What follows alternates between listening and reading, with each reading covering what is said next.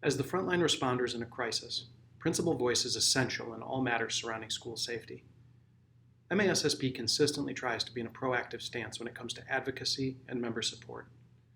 Lately, though, around the issue of school safety, we found ourselves being more reactive. To elevate principal voice and move MASSP to a more proactive position on the issue of school safety, we're working to build a set of school safety policy priorities that reflect the needs of principals. MASSP staff started this process in the spring with a review of previously developed recommendations like the 2018 Michigan School Safety Task Force report. We also reviewed the universe of bills that have been introduced by state legislators before and since the tragedy in Oxford. From this work, we developed the concept of a school safety continuum.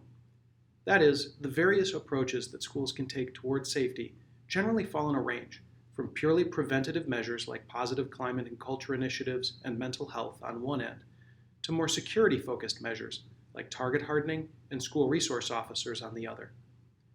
Using this as a base, we worked with your elected representatives on the MASSP Board of Directors to review the broad universe of possible policy initiatives MASSP could pursue, and narrowed the list down to those items that board members told us were the most critical. We know that each of these things is important. We also know that different districts are in different places in developing and implementing their own school safety plans. That said, our advocacy is likely to be most successful if we can focus on a few issues that are likely to have the greatest impact for the greatest number of schools. We have developed a 7-minute survey to gather your feedback and help us prioritize within this set of critical items. In particular, we are looking to gather your input on 3 key questions. What are the school safety needs in your school community? And what do you already have in place?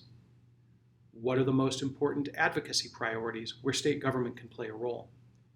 And to what extent might you support state requirements to ensure that support is provided for all schools? School safety is a critical and pressing issue for building leaders, and one that is likely to see more legislative action in the coming months. So thank you for taking the time to make your voice heard and for everything you do to support the students in your building.